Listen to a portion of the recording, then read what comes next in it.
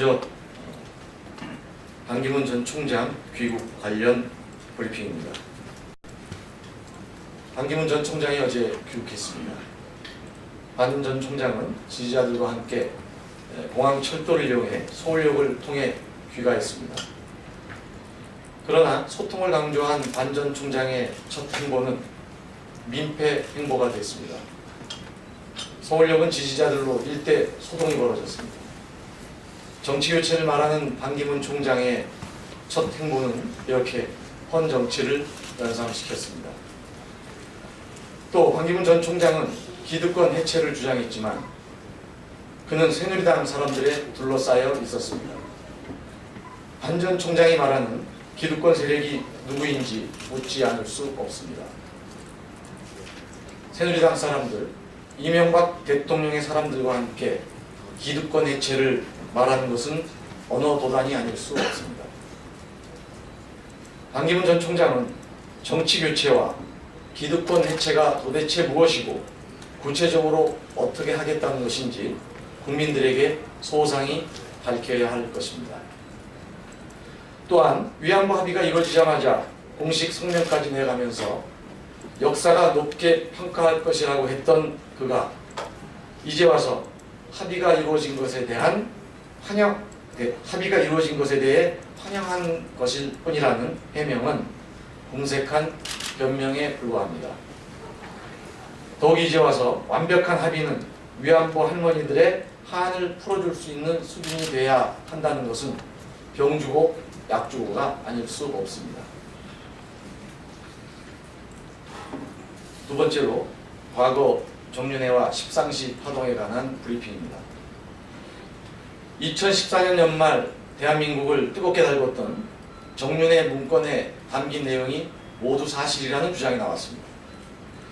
정윤회의 최측근으로 강남에서 음식점을 한 A씨가 정윤회가 자신의 음식점에서 자주 십상시 모임을 가졌고 비선에서 국정을 지휘하고 이권을 챙겼다고 주장한 것입니다.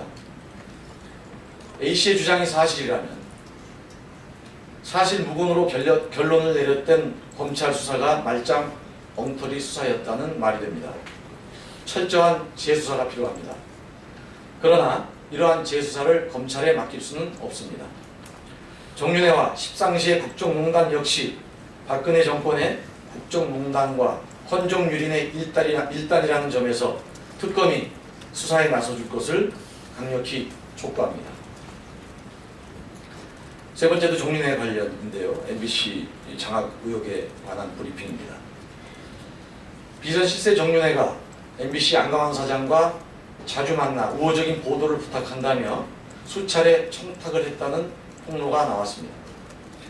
또한 정윤회의 아들 정우식 씨가 드라마 출연 특혜를 받았다는 의혹에 휩싸여 있지만 MBC와 안강환 사장은 지금까지 이렇다 할 해명을 내놓지 않고 있습니다. 대통령의 전직 보좌관으로 공식 직함도 없는 비선 라인이 MBC의 보도 부문부터 드라마 부문까지 장악하고 조정했다면 이것이야말로 막장 드라마가 아닐 수 없습니다. 이명박 박근혜 정권의 언론 장악과 보도 통제는 하루 이틀 일이 아니고 공영방송 KBS와 MBC가 권력과 끈끈한 결탁 관계에 있어 왔다는 것은 우리 국민 모두가 아는 사실입니다. 안광한 사장은 터무니없는 허위 보도고 음해라고 우기지 말고 MBC가 바닥의 평가를 받고 있는 현실을 공영방송의 수장으로서 부끄럽게 여겨야 할 것입니다. 아울러 특검에 박근혜 정부의 언론 통제와 비선 실세의 방송 장악 의혹에 대해서도 적극 수사를 요청합니다.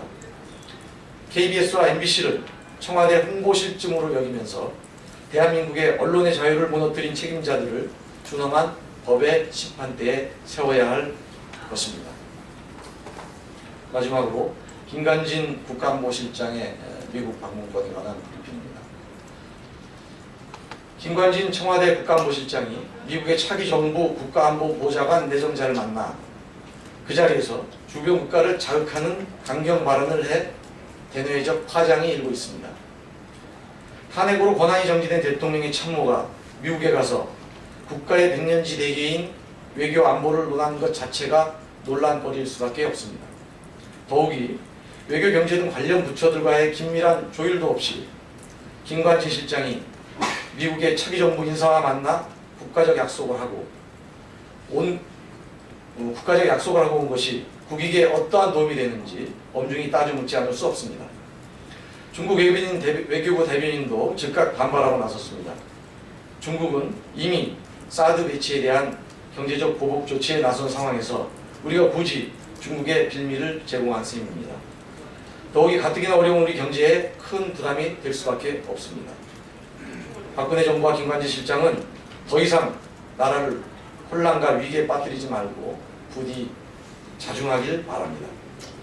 특히 사드 배치와 같은 중차대한 외교안보 문제는 차기 정부에 이양해야 마땅하다는 점을 다시 한번 강조합니다. 이상입니다. 고맙습니다.